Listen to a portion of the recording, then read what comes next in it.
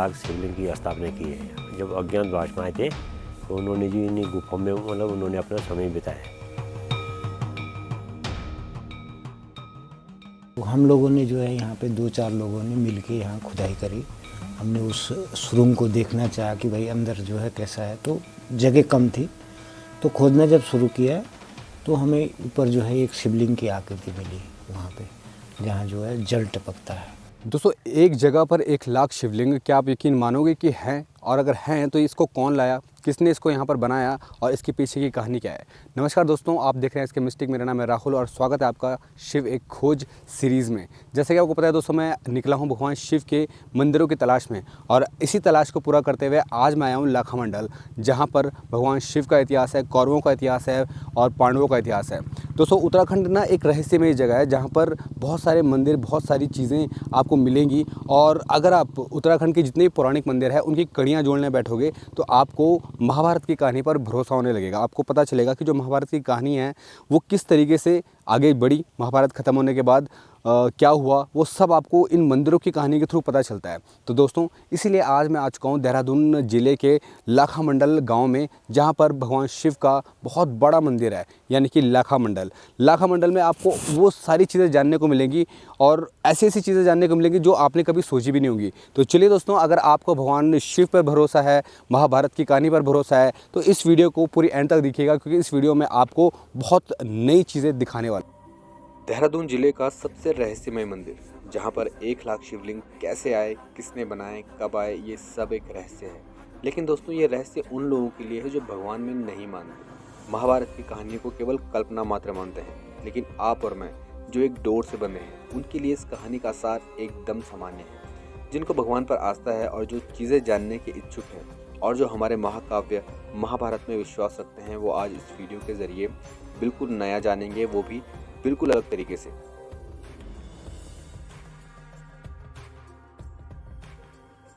दोस्तों, सीधा मैं आपको पंडित जी के पास लेकर चलता हूं और उनसे जानने की कोशिश करते हैं कि इस जगह का जो इतिहास रहा है वो क्या रहा है। हम पंडित ओम प्रकाश बोगोना जी हैं। हम यहाँ की पुजारी है जी लाखा मंडल। जो ये मंदिर है जी, इसकी खोज है गाय माता ने की है। एक गाय जो है जमुना नदी पास आती थी और यहाँ मतलब अंदर जाके जो है दूध की धार चढ़ा के वापस चली जाती थी। इसकी खोज है गाय माता ने की है जी।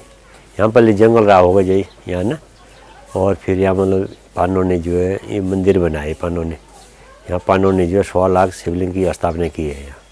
यहाँ मतलब 4 युग की शिवलिंग है जी। 1.25 लाख तो फिर, हाँ, 100 लाख शिवलिंग की स्थापना की है पानों ने ना। जब अज्ञातवास में आए थे तो उन्होंने जी इन्हीं गुफाओं में मतलब उन्होंने अपना समय बिताया है। यहाँ मतलब 4 युग के शिवलिंग है जी। द्वापर युग का है, त्रेता युग का है, कलयुग का है, मतलब अलग अलग युग के शिवलिंग है ये। और ये धर्मराज युधिष्ठिर लिंग है जी ना, ये उनके द्वारपाल बताते हैं कि सतयुग में जो कोई मरते थे जी तो उनकी डेड बॉडी हाल आते थे पहले, और कुछ पल के लिए मतलब जीवित होता था जी। जो यहाँ पे 2 द्वारपाल बनाए गए। हाँ जी, ये यहाँ पे 2। हाँ जी। तो मतलब जो कोई मतलब मरते थे तो उनकी डेड बॉडी हाल आते थे पहले, और कुछ पल के लिए जो मतलब जीवित हो जाता था। और यहाँ मतलब यात्री लोग मतलब बहुत सारे आते हैं इसमें, अप्रैल मई में, जून में, और दूर दूर से लोग आते हैं। पानों गुफाएं बनी हुई ना, ये ऊपर भी चोटी में वो कुआं है बना हुआ, ईंटों का कुआं है बना हुआ ऊपर, जो ये ऊपर वाली छोटी है। हाँ जी। अच्छा।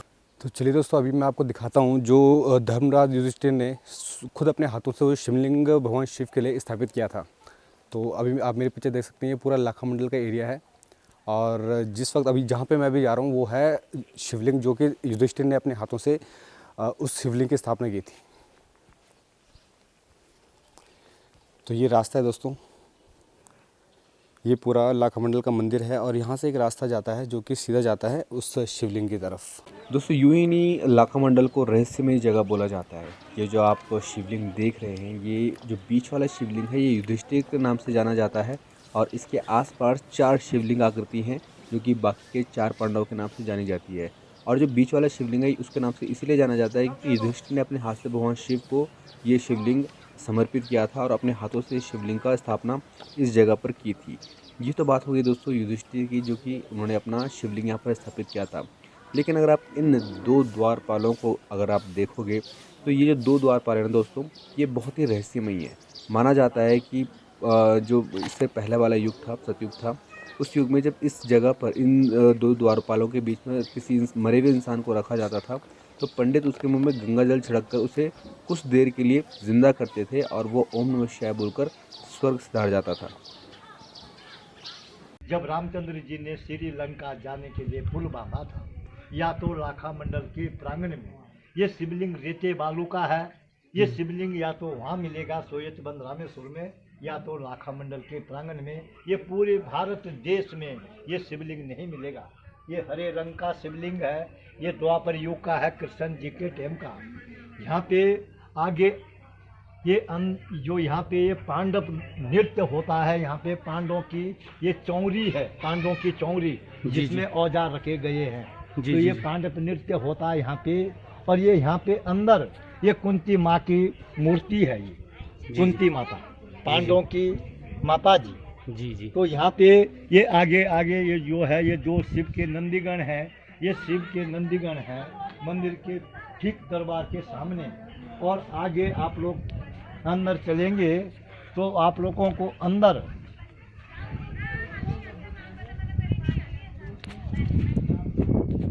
आप भगवान के दरबार में आए हैं, शिव जी भैरव देवता के मंदिर में। और ये हम प्रवेश कर रहे हैं भगवान के दरबार में दर्शन करने के लिए। जय भोलेनाथ भगवान परमेश्वर शिव भैरव देवता। और जो ये माता जी के चरण हैं यहाँ पे, पार्वती माँ के कन्या रूप में पार्वती माँ ने शिव पाने को यहाँ पे तप किया था। ये तो ये पार्वती माँ के चरण हैं। 12,000 साल तक पार्वती माँ ने शिव पाने को तप किया था। और ये सामने जो ये शिवलिंग है, ये शिवलिंग है सत्यु का, जिसकी खोज गायनी की थी। और सामने सूर्य भगवान की बड़ी मूर्ति है विराट रूप में। 12 भाई तपमान हुआ था एक बार पृथ्वी के ऊपर। तो ये सामने फिर भैरव देवता है, काल भैरव देवता। जिस बेटी का, जिस भाई का, जिस बेटे का किसी का बच्चा नहीं होता है, तो यहाँ पे एक रात में किसी ने यहाँ पे तपस्या कर ली है, किसी माँ बेटी ने, तो 60-70 साल माँ का भी बेटा हुआ है। उनके बगल में दुर्गा माता है, शिव शंकर जी हैं। और ये सामने विष्णु भगवान है, खड़ी दीवार पे विष्णु भगवान जी की मूर्ति शेषनाग के साथ है। और आप लोग बाहर कुबेर भगवान जी है सामने, जो विश्व का भंडार भरने वाला है। और नंदी बैल के साथ शंकर जी हैं और गणेश भगवान जी हैं। और ये शिव परिवार है, शिव है, पार्वती माँ है, गणेश जी हैं, कार्तिक है, हनुमान जी हैं, नंदी बैल है, गंगा जी है, यमुना जी है, शेषनाग शिव परिवार। ये शेर सवारी माता, यमराज भैंस की सवारी में, 9 ग्रह देवता, 8 ग्रह देवता, खप्पर वाली माता। इन माँ के गलों में मुंडों की माला है। जब देवताओं का, राक्षसों का बहुत घमासान लड़ाई हुई थी, देवता लोग हार मान के भागे। शंकर जी जो है लेट गए रास्ते में और माता जी का पांव पड़ा, वहीं पे गुस्सा शांत हुआ। ये तांडव नृत्य भगवान जी हैं। जब पार्वती माँ का और शंकर जी का विवाह हुआ था। और ये अंजनी माता है, हनुमान जी की मम्मी। तो यहाँ पे अनेक देवी देवता है, अनेक यहाँ पे मूर्तियाँ हैं जी। यहाँ पे बेटा जैसा ये मंदिर है, तो इस मंदिर की जो बनावट है, ये मंदिर ऊपर से बनाया गया, नीचे को हथेली के ऊपर। ये नीचे से नहीं बनाया, ये ऊपर से नीचे को बनाया गया है। और इस मंदिर पे ऊपर से लेकर के नीचे तक मंदिर के चारों तरफ जिस गाय ने इस मंदिर की खोज करी है, शिवलिंग के ऊपर दूध चढ़ाया है, उस गाय के खूर के निशान है। ये देखो आप लोग, ये गाय माता के खूर के निशान है। ये हर पत्थर पे मिलेंगे मंदिर के चारों तरफ, ऊपर से लेकर के नीचे तक। ये गाय के खूर के निशान है, पैर के निशान गाय माता के। और जो दुर्योधन ने पांडवों को जलाने के लिए लक्ष्य गृह बनाया था, लाका महल, वो ये जगह है। यहाँ पे चारों तरफ ये लालीट है, चारों तरफ। और यहाँ से दुर्योधन ने यहाँ पे महल बनाया पांडवों को जलाने के लिए। और नीचे सड़क पे आपको ये प्राचीन गुफा मिलेगी। वो गुफा है पांडवों की द्वंद गुफा। पांडव लोगों को यहाँ से विदुर ने स्वर्ग बनाई, यहाँ से विदुर ने स्वर्ग बनाई। तो उस गुफा के अंदर जाके यात्री लोग जब जाएंगे तो उसके अंदर प्रवेश करेंगे, सुरंग में जाएंगे, उसके अंदर जाके इतना छोटा शिवलिंग मिलेगा, ऊपर शेषनाग का आकार होगा। उसके ठीक सामने से जो सुरंग है वो केदारनाथ बद्रीनाथ निकलती है, जहाँ से पांडव लोग स्वर्ग लेने गए।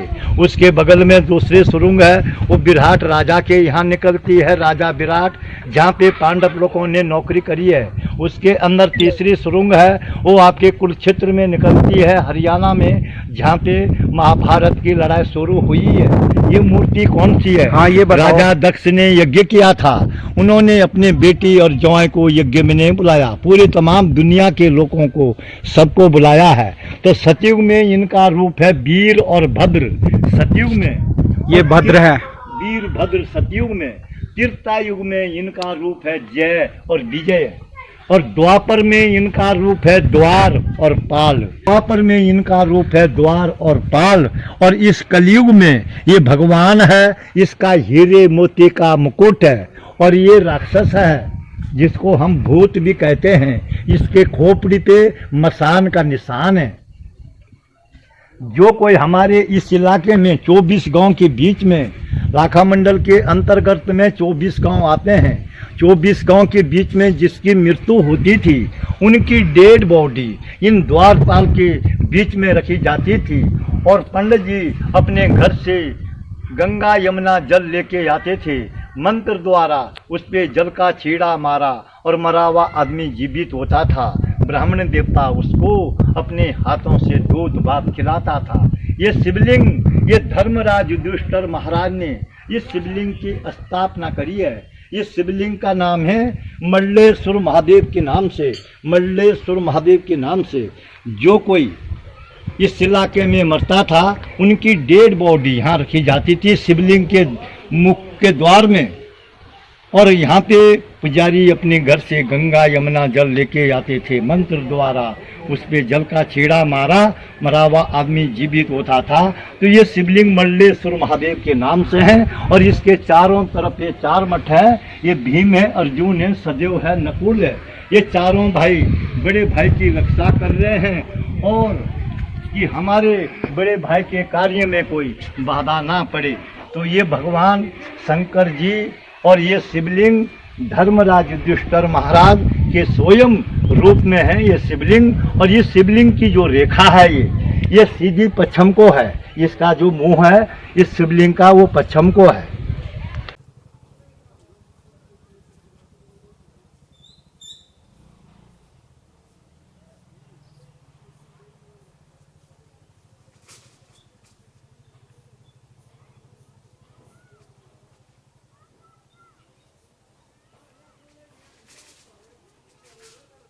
तो दोस्तों, जैसा कि पंडित जी ने कहा था कि एक गुफा है नीचे, यहाँ से कम 2 किलोमीटर दूर है मंदिर से। नीचे आने के बाद आप देखोगे तो वहाँ पर पांडव लक्षागृह पार करके बाहर निकले थे। तो चलिए अब चलते हैं उस गुफा के अंदर, आपको भी दिखाता हूँ कि गुफा कैसी है और उसके अंदर क्या चीज़ें हैं। तो चलिए बने रहिए वीडियो में, थोड़ी देर तक और मेरे साथ।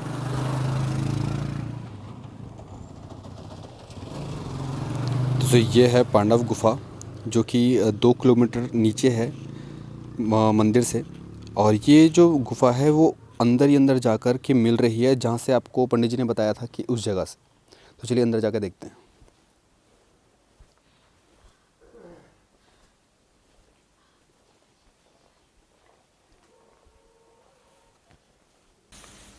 तो पंडित जी बताओ कि अपना ये गुफा के बारे में क्या कुछ नई चीज़ जो लोगों को ना पता हो अभी। देखो, लोगों को पहले जो है ये गुफा थी, यहाँ पे ऐसी सुरंग जाती थी, लोग तरह तरह की बातें करते थे कि यहाँ से जी ये 2-2.5 किलोमीटर एक गांव में निकलती है। अंग्रेज़ों ने यहाँ से कुत्ता छोड़ा, तो हम लोगों ने जो है यहाँ पे 2-4 लोगों ने मिल के यहाँ खुदाई करी। हमने उस सुरंग को देखना चाहा कि भाई अंदर जो है कैसा है, तो जगह कम थी, तो खोदना जब शुरू किया तो हमें ऊपर जो है एक शिवलिंग की आकृति मिली वहाँ पे, जहाँ जो है जल टपकता है। उससे आगे हमने फिर उसको नहीं छेड़ा, हालांकि वो सुरंग जो है लंबी जाती है। फिर उसी के बगल में एक दूसरी सुरंग भी है, उसको भी हमने खोदने का देखने का प्रयास किया। तो आगे जो है मलबा भरा हुआ है, अगर हम टॉर्च लगाते तो दूर से दूर तक दिखाई देती है वो। ऐसी एक उसके नीचे भी सुरंग है, उसमें भी ऐसा ही है। बाकी जो 8-9 सुरंगें हैं इसके अंदर अलग अलग है। इसमें उजाला दूर तक दिखता है, लेकिन क्या है कि मलबा जैसे भरा हुआ है, उसमें आदमी अगर सीधा जाएगा तो उसको ऐसे लेट लेट के ही वापस आना पड़ेगा, तो जाने में तो खतरा है उसमें। और जैसे लोग बोलते हैं कि भाई लाक्ष्य ग्रह बनाया था, उसमें आग लगाई गई थी, वो क्षेत्र यहाँ पर नहीं है। वो क्षेत्र जो है बरनावा में है। बरनावा जो है मेरठ और बागपत के बीच में पड़ता है। वहीं पे हस्तिनापुर था, वहीं पे बरनावा है। यहाँ का जो पौराणिक जो नाम मिलता है पुराणों में, आप पुराणों में देखेंगे तो यहाँ का जो पौराणिक नाम मिलता है, जब ये पांडव लोग यहाँ आए थे तो उस समय जो है इसको केदार मंडल बोलते थे। इस क्षेत्र का नाम जो है केदार मंडल के नाम से था। आज इसका नाम है लाखा मंडल। तो केदार मंडल में जो है पांडव कब आए थे, जो उन्होंने व्यास जी ने सलाह दी थी पांडवों को कि भाई तुम केदार मंडल जाओ, वहाँ जो है भगवान चंद्रमौली शिव जी को प्रसन्न करो।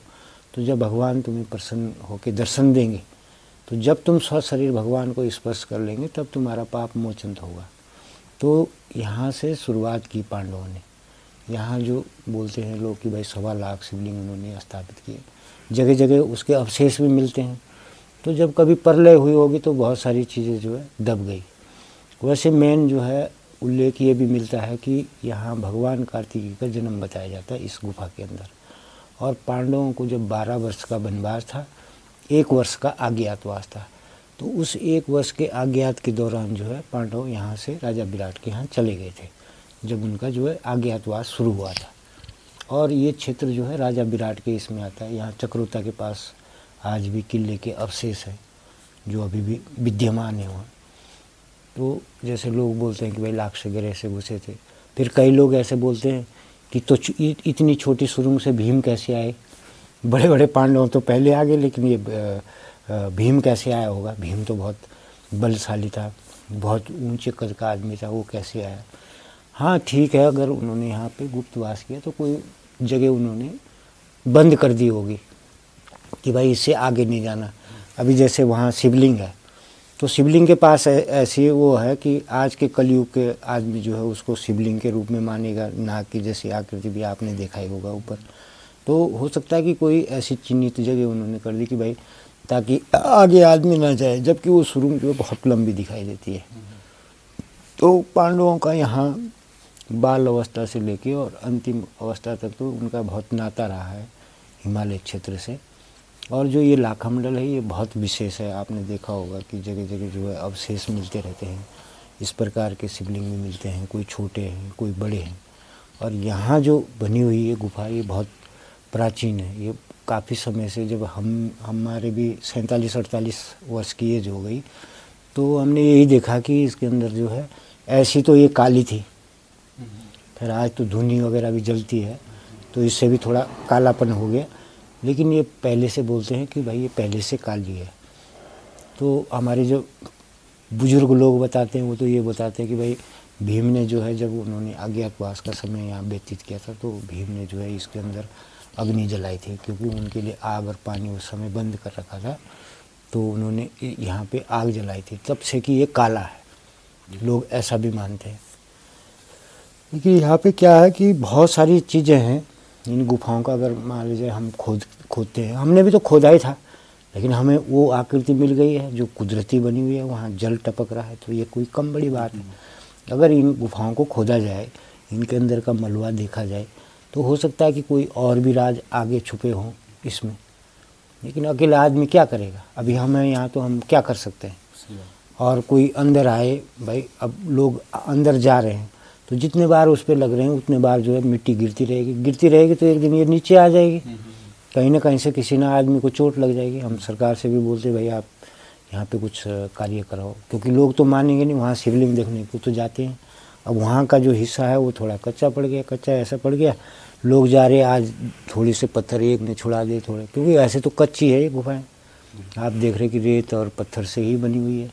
लेकिन यहाँ कुछ सत्य तो है जिसके कारण ये टिकी हुई है। इतने भूकंप आ गए, यहाँ आपदाएं हो रही, भूकंप बहुत, भाई उत्तरकाशी टच है, अभी उत्तरकाशी में उस समय नहीं हुआ तो भूकंप से कितने जाने गई थी। वो जो 6 पॉइंट कुछ तीव्र गति का भूकंप था वो यहाँ भी आया, यहाँ पे भी पर ये कुदरती की कुछ ऐसी देन है कि जो मतलब इसको कुछ नहीं हुआ। इतनी आपदाएं आई, इतनी बरसातें आई, लेकिन यहाँ पे तो एक पत्थर भी कहीं नहीं गिरा। लोग यहाँ अंदर डरते हैं, बैठने के लिए भी डरते हैं। मैं तो यहाँ बैठा रहता हूँ, मैं यहाँ भगवान का नाम लेता रहता हूँ। तो यहाँ तो कोई ऐसा डर वाली चीज़ हुई नहीं। हमने तो कभी एक पत्थर नहीं देखा यहाँ गिरते हुए। हालांकि जब आप ऊपर के साइड है वहाँ लोग लगाते रहते हैं हाथ, तो भी छोटे मोटे गिरते रहते हैं।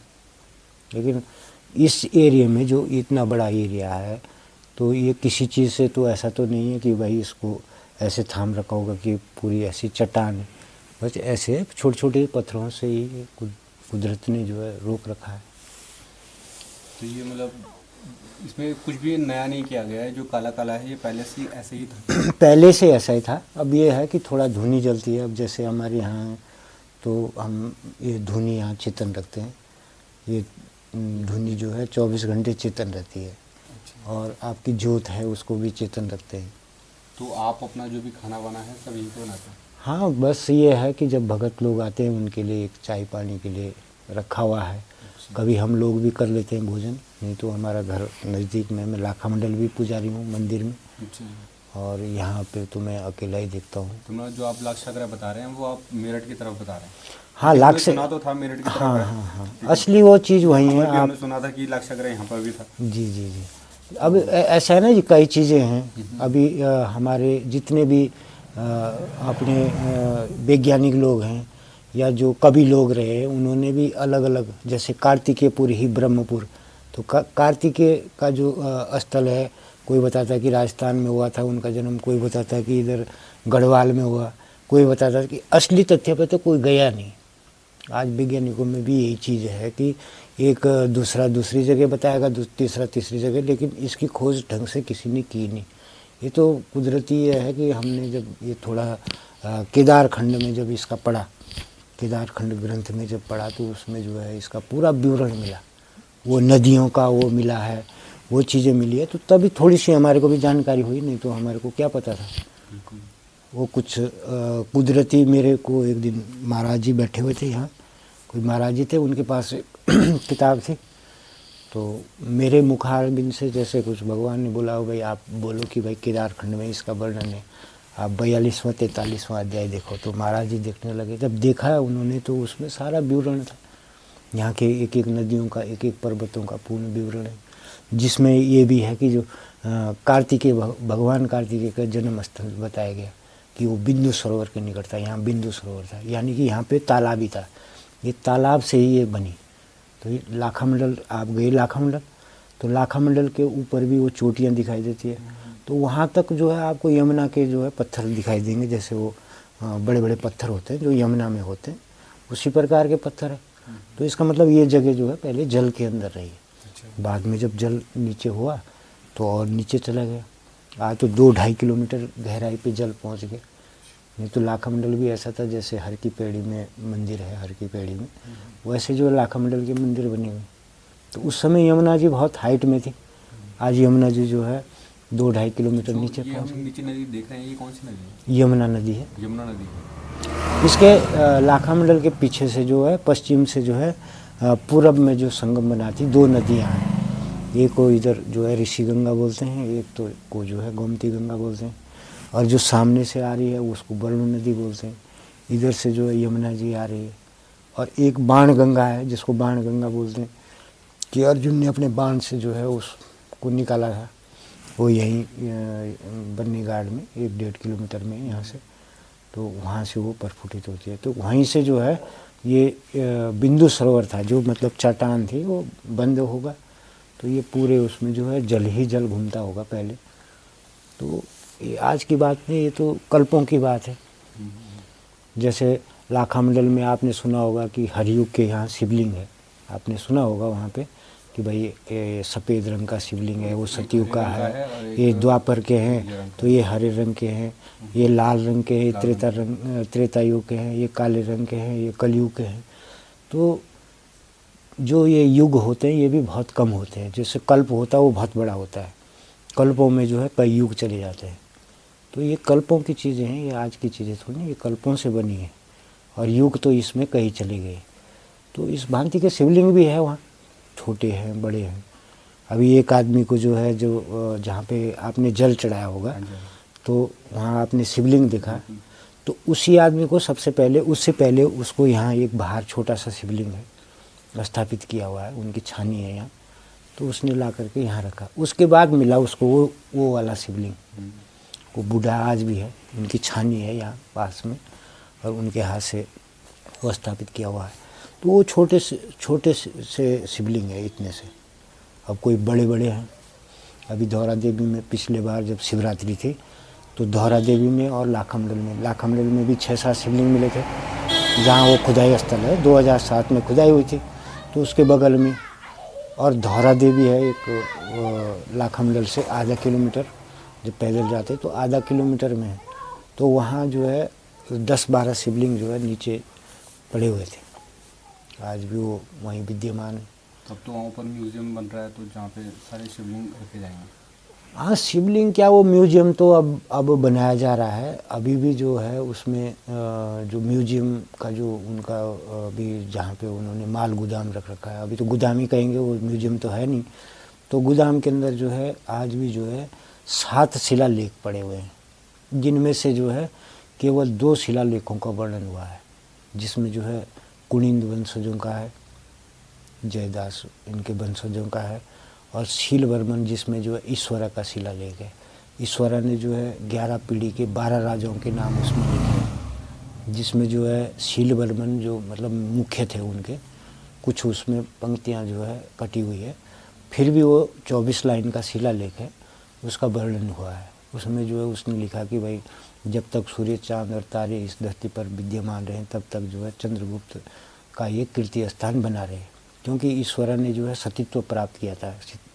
ईश्वरा के जो पति थे उनका उसी दिन देहांत हो गया था, जिस दिन उनकी शादी थी।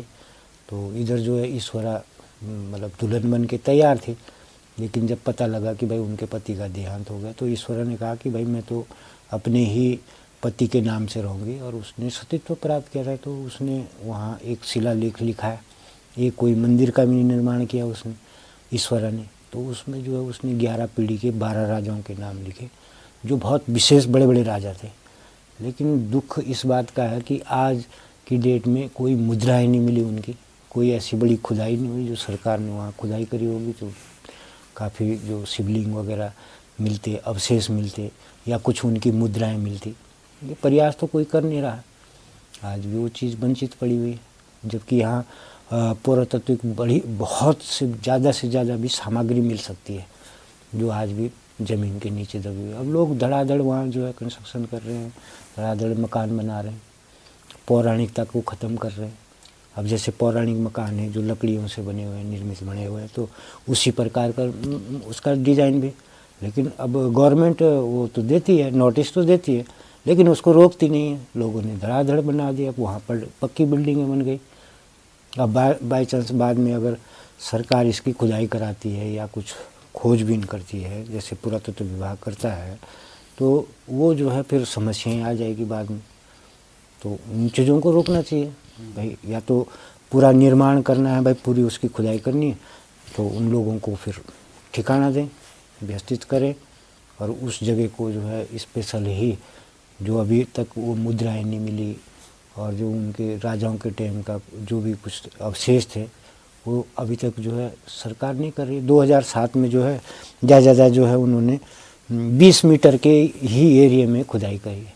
तो 20 मीटर खुदाई से क्या होता है, जबकि हम तो खुला बोलते हैं उनको कि भाई यहाँ से लेके और आपका 1.25 किलोमीटर तक जितना पूरा मंदिर का एरिया है, पूरे में अवशेष ही अवशेष दबे हुए हैं, पर कोई खोदे तो सरकार के पास या तो पैसा नहीं है, या तो सरकार इसमें लेना नहीं चाह रही है, या तो यहाँ के नेता लोग उसमें वो नहीं ले रहे हैं। तो दोस्तों वो कहते हैं ना कि आपको कुछ भी चीज़ें, हर चीज़ आपको गूगल पे नहीं मिलती है। आपको अगर असलियत जाननी हो तो आपको वहाँ तक पहुँचना पड़ता है जिस चीज़ के बारे में आपको जानना है। तो आपने पंडित जी को भी सुना जो मंदिर में जिन्होंने बताया, और जिन्होंने पांडव गुफा के बारे में बताया आपने उनको भी सुना। तो दोस्तों ये जो इन्फॉर्मेशन है ये यूँ ही नहीं आती है, वो लोग इस चीज़ को जीते हैं तब जाकर उनको इस तरीके की इन्फॉर्मेशन मिलती है, और वो खुले दिल से आप लोगों तक पहुँचा पाते हैं, और हम ज़रिया हैं केवल आप तक ये सारी चीज़ें पहुँचाने का। तो दोस्तों आपको ये वीडियो कैसी लगी है आप हमें कमेंट बॉक्स में लिखकर ज़रूर बताइएगा, और साथ ही साथ इस चैनल को सब्सक्राइब करना ना भूलें और बेल आइकन को हिट करना ना भूलें, क्योंकि मैं आपके लिए इस तरीके की चीज़ें, इन्फॉर्मेटिव चीज़ें और भगवान शिव से जुड़ी हुई चीज़ें लगातार लाता रहूँगा। और भगवान शिव के मंदिरों के बारे में जानना चाहते हैं सच्चे दिल से, तो वीडियो को लाइक कर दीजिए और इस वीडियो को शेयर कर दीजिए।